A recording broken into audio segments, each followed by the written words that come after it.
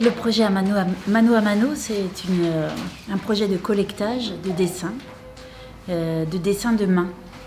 La proposition, elle est très simple. C'est de demander aux gens de poser leurs mains sur une feuille, de tracer le contour et dedans de dessiner ce qu'ils ont envie. Et dans l'idée de passer un moment sympa, un moment agréable et doux à travers un acte créatif. Voilà, ça ne va pas chercher plus loin que ça. Et moi, je collectionne tous ces dessins depuis 2 ans et demi. Et donc, je les rassemble dans une exposition où maintenant il y a à peu près un peu plus de 1000 mains qui viennent de partout, et des mains de tous âges. Et voilà, des mains que les gens ont dessinées soit chacun dans leur coin, chez eux, et qui m'ont envoyé par la poste, soit sous forme d'atelier collectif où on a dessiné à plusieurs, et voilà, où il s'est passé plein de belles rencontres. Donc l'année dernière, on a travaillé ici au Chanel, à Calais, où on a mené plein d'ateliers avec des enfants, des adolescents déscolarisés, des jeunes migrants isolés, et puis des exilés plus âgés. Et Émilie, on l'a rencontrée pendant ces ateliers, elle est venue observer la manière dont se passaient les choses, poser son regard sur ce qu'on faisait. Et donc on a beaucoup échangé, et il se trouve que en fait, son regard était intéressant pour nous parce qu'il nous révélait que ce qu'on proposait pouvait être une forme de refuge pour les gens, pour toutes sortes de gens. Et nous, on n'avait pas réfléchi les choses. Nous, on était juste dans cette proposition de rencontrer, bien sûr, mais de dessiner avec les gens.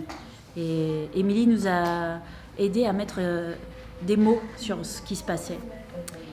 Enfin, ces mots à elle, quoi. Nous, on en mettait d'autres, mais du coup, ça se complétait bien. Et puis, ça nous a aidé aussi à réfléchir sur la suite et sur ce que ce projet engrangeait, développait. C'est ce qu'il a d'intéressant, ce projet, c'est qu'il n'est pas réfléchi dès le début. Les choses se font, et du coup, ça ramène de la matière à réfléchir. Et du coup, ça va bien au-delà du dessin. À un moment, on se rend compte que le dessin est un prétexte à rencontrer et à échanger et à collecter aussi des histoires de vie, et nous à rencontrer le monde dans sa réalité, dans tout ce qu'il est, dans tout ce qu'il est. Voilà. Moi, je me rends compte, en fait, j'ai l'impression que il n'y a pas beaucoup d'espace où on peut se poser pour parler, réfléchir ou ne rien faire, mais des espaces où on peut s'extraire du rythme de la vie qu'on nous impose, qui est souvent speed, oppressant, notamment pour des gens qui sont dans des situations de vie compliquées ou en route, ou voilà.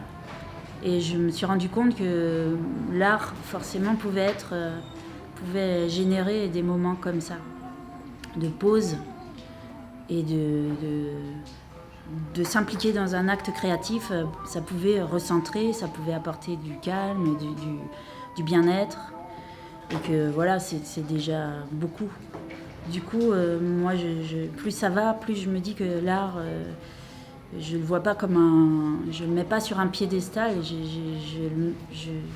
J'ai envie d'en faire un outil du quotidien qui peut être utile pour plein de gens différents, et que je trouve important pour notre époque. Je trouve que l'époque a plus tendance à nous oppresser ou à nous demander d'aller vite, et que si l'art peut générer des petites bulles de paix, voilà, moi ça me suffit comme excuse pour en faire. Voilà.